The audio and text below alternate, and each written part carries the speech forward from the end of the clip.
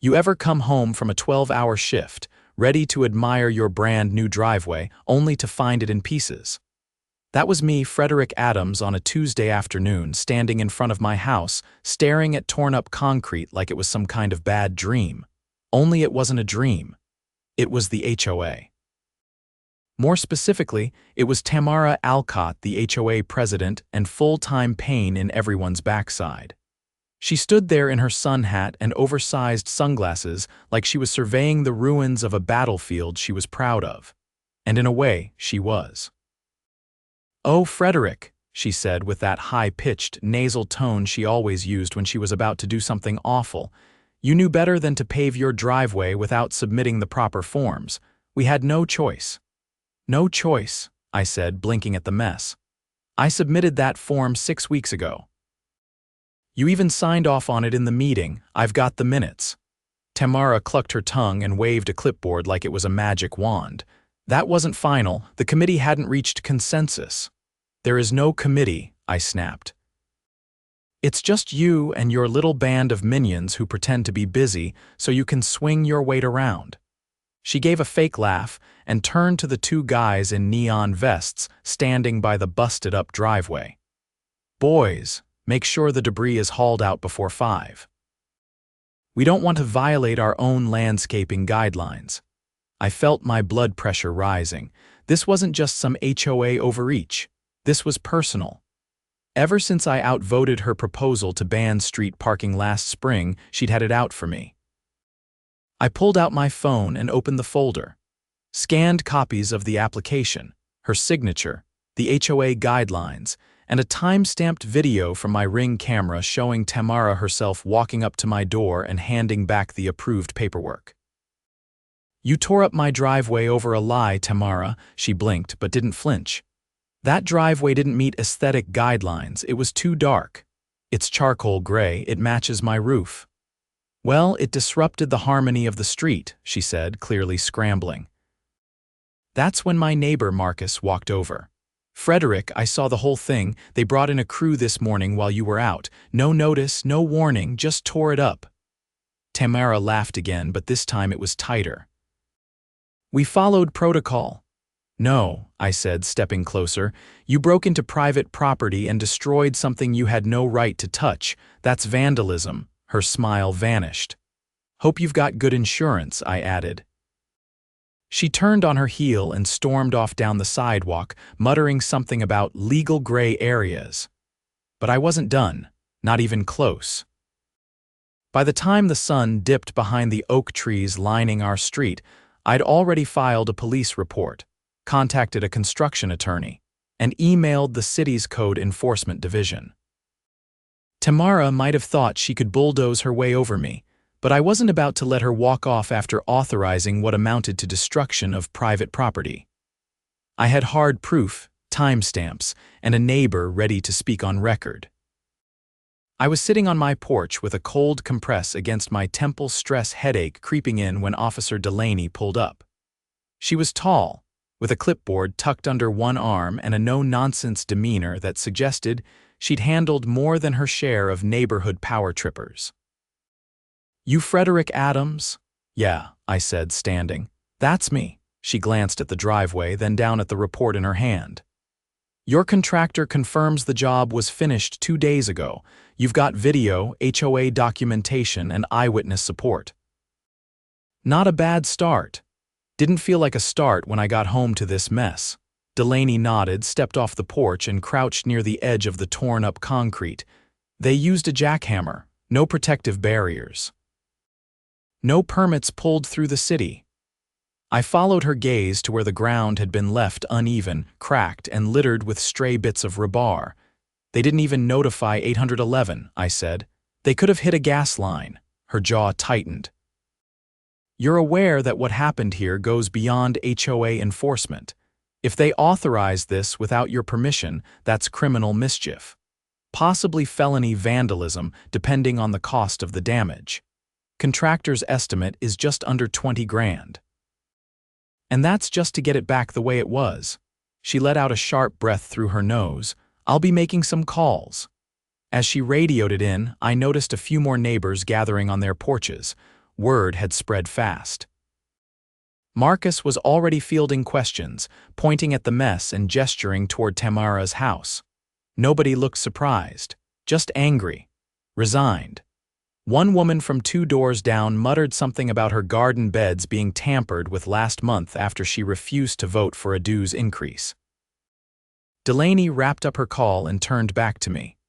"I'll need the full video, the signed form, and a list of HOA board members. If you've got any communication from them acknowledging the approval, that'll help speed this along." I've got it all on a flash drive. Including her handing me the signed approval on camera. "Perfect," she said. "I'll be stopping by her place next." By the time she left, a quiet tension had settled over the neighborhood. People weren't just curious anymore, they were watching, waiting, hoping someone would finally hold Tamara accountable. The next morning, I called in a favor from someone I hadn't spoken to in 5 years. My cousin, Riley, had worked for the district attorney's office before switching to private practice. She specialized in property disputes, and if anyone could navigate the legal maze Tamara had built around herself, it was her. "You've got them in a corner," Riley said after I laid out the situation. "Unauthorized destruction of private property, violation of city ordinance. And if your HOA's bylaws don't grant the board unilateral authority to reverse approvals, then Tamara just acted outside her legal scope." "She'll claim it was an emergency correction," I said. "She can try," Riley replied. "But with your documents and the video, that won't hold. Especially if this wasn't the first time she's pulled something like this." It wasn't. Then we go for triple damages under civil code.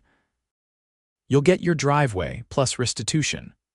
A week later, Tamara was served outside the community clubhouse during one of her so-called beautification meetings. She tried to play it off, laughing nervously in front of her followers, but the envelope was heavy with evidence and intent. The legal kind.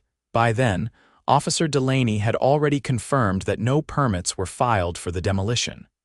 The crew she hired had been paid under the table and had no licensing to do structural removal. One of the workers even confessed to thinking it was an abandoned property. That's when the city got involved. Code enforcement slapped the HOA with 4 citations, each carrying hefty fines. The city attorney opened a formal investigation into the HOA's finances, especially after it came to light that Tamara had dipped into the reserve fund to pay the demolition crew. Without a vote, without documentation, without even informing the treasurer, the HOA board scrambled. 2 members resigned. One claimed she hadn't even known the driveway was being touched. A third said Tamara pushed through the decision during an emergency session that no one else attended. The treasurer tried to distance himself, but his name was on a reimbursement check labeled landscape correction. The community was furious, not just because of what happened to me, but because they all realized how easily it could have been them. Suddenly, old stories started resurfacing. A shed removed without consent, a mailbox replaced and billed without warning, garden beds ripped out and standardized, all under the guise of protecting property values. We held a special meeting that Friday evening on the basketball court behind the clubhouse. Marcus brought a portable PA system. People brought folding chairs. Tamara didn't show. I stood up with the police report in one hand and a petition in the other. "Tamara Alcott acted beyond her authority," I said. "She used HOA funds without approval. She broke the law. And she did it to settle a personal grudge. If we don't act now, this won't be the last time it happens." The petition to remove her gathered 63 signatures by sundown. We only needed 30. The next day, the board met in emergency session, a real one this time, and voted unanimously to suspend Tamara pending legal outcomes. Her access to HOA funds was revoked. Her keys to the clubhouse were collected. Her nameplate was removed from the entrance sign. As for me, Riley filed the civil suit within the week. Between the cost of repairs, legal fees, and punitive damages, the HOA's insurance ended up settling for nearly $60,000. I rebuilt the driveway better than before, and used the extra to install a security system with 8 cameras and motion sensors. The best part: the settlement required the HOA to issue a formal apology, printed and distributed in our monthly newsletter. Right on the front page, beneath a photo of my pristine, newly paved driveway. Tamara hasn't been seen on our street since. 3 weeks after Tamara vanished from the neighborhood radar, a city inspector named Mr. Havorson showed up on my doorstep.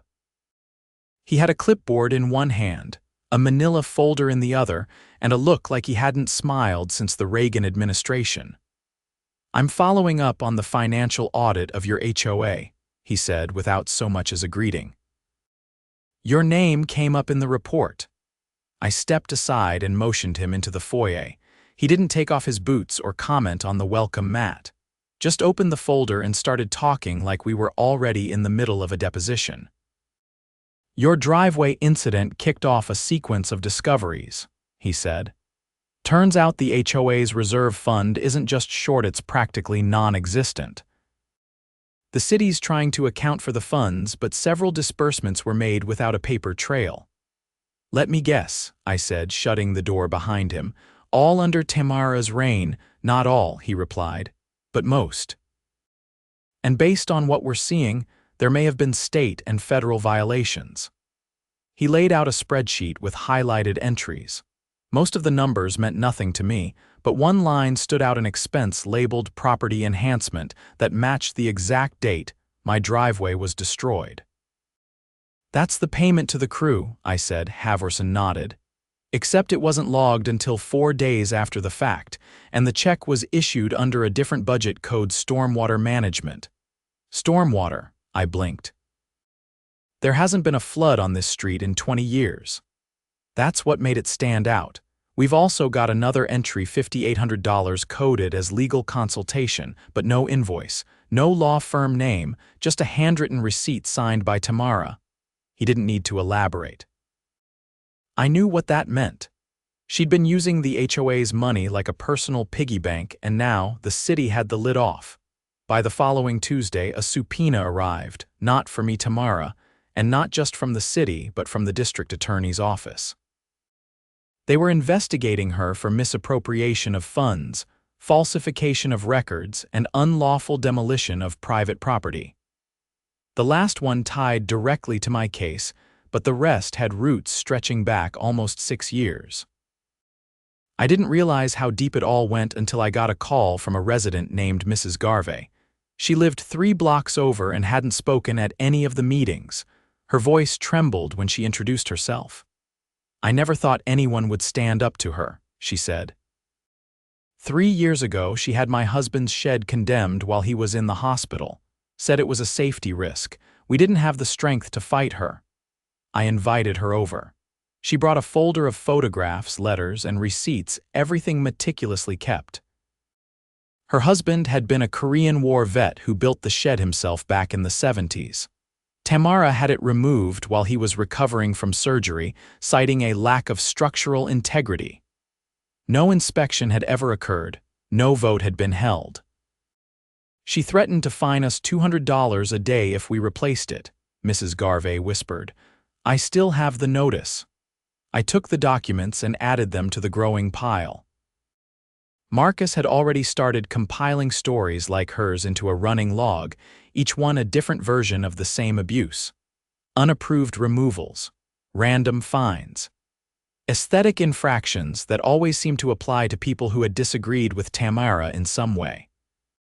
The DA's office launched a grand jury inquiry within a week. I got a formal request to testify. Riley prepared me like I was walking into federal court. She was all business, no coffee breaks, no small talk. Just a binder full of exhibits and a laser pointer she used like a weapon. "You'll be the first witness," she said. "Your case is the most recent and the most documented. They'll want you to establish a pattern." The courthouse was colder than I expected. Not just temperature-wise, but in tone. Everything echoed, even my footsteps sounded suspicious. The assistant DA, a woman named Marissa Nguyen, met me outside the chamber. "You're not just helping us stop her," she said as she adjusted her notes. You're helping us prevent someone like her from doing this again." Inside, the jurors sat in a semi-circle, not quite glaring but not smiling either. I took the oath, sat in the chair, and started from the top. Not just the driveway, but everything that happened after. The forged expense lines. The misused codes. The construction crew with no permits. The threats. The cover-up. The silence from the rest of the board. Every word was backed up with video, documents, and sworn statements. I wasn't nervous until they played the footage of Tamara handing back the approval form. That's when I saw the jurors lean forward. That's when I knew they weren't just listening, they were absorbing. After I finished, Nguyen handed out copies of the HOA meeting minutes from that week. The ones where no discussion of the driveway took place at all. "Let the record show," she said, "that the HOA president signed an approval, then retroactively claimed it was invalid, despite no formal vote or discussion.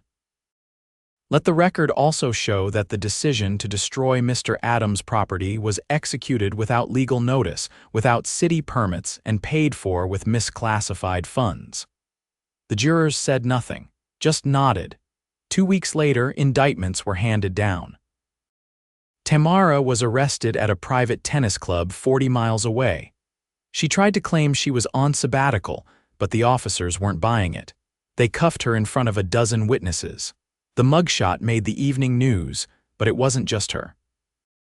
The treasurer who signed off on the reimbursement check, indicted, the contractor who took cash without a license, fined and barred from public work, and the HOA board. Dissolved under emergency city order pending re-election. That's when the neighbors really stepped up. Marcus ran for interim president and won in a landslide. Mrs. Garvey, who'd never even attended a meeting before, became secretary. A retired accountant 2 doors down volunteered to audit every expense dating back 10 years. We held the first open forum under the new board on a Saturday morning. More than 70 residents showed up. Coffee, donuts, folding chairs. It felt like a town hall instead of a war zone. "We're not here to punish," Marcus said, "but we are here to fix what was broken, and that starts with transparency." He handed out printed copies of the new bylaw amendments. No funds could be moved without 2 signatures. All decisions required a public vote. No penalties without photographic evidence and third-party review. I didn't say much. Just sat in the back, watching it all unfold. The neighborhood wasn't perfect, but it was finally ours again. And then came the restitution. The settlement Riley filed reached court just before Tamara's arraignment. The judge ruled in our favor. Triple damages. HOA insurance picked up the tab, but the company filed a claim against Tamara personally to recoup. They seized her car, froze her accounts. Put a lien on her second property in Sarasota. I got the check in early spring.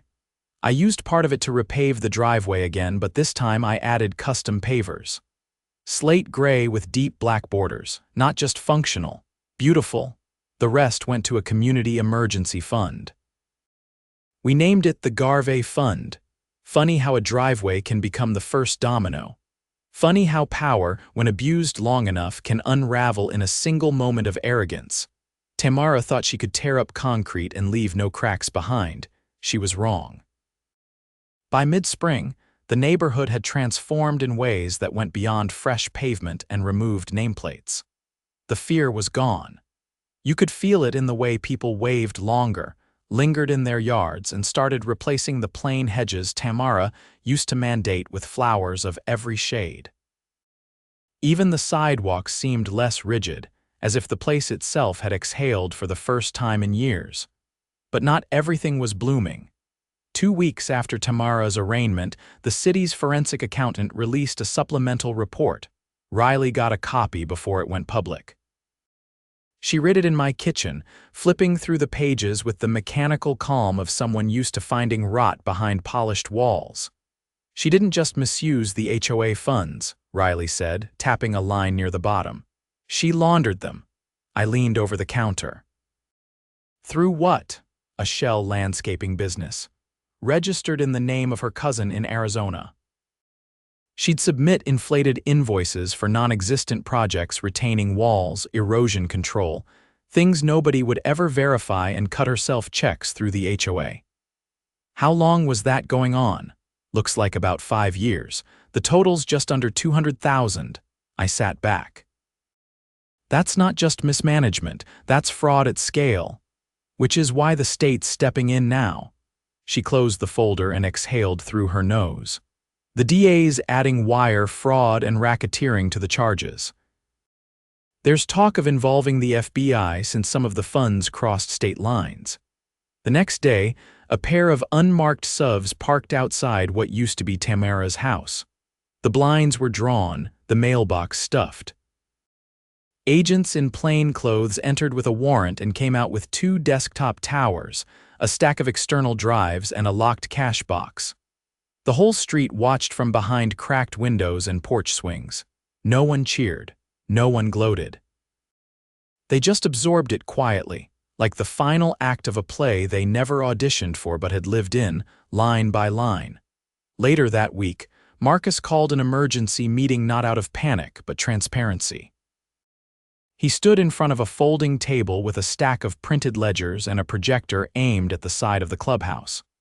"We've uncovered evidence that Tamara created a separate set of books," he said. "One that listed fake vendors and inflated contracts. The board never saw these." The treasurer says he was given summaries, not originals. A man from the second cul-de-sac, Jorge, I think, raised his hand. "Are we liable for any of this?" "No," Marcus said. "The city confirmed we're considered victims." They're treating the HOA as an entity that was defrauded, not complicit. Another hand went up. "What about the dues increase last winter? The one she said was for emergency reserve recovery."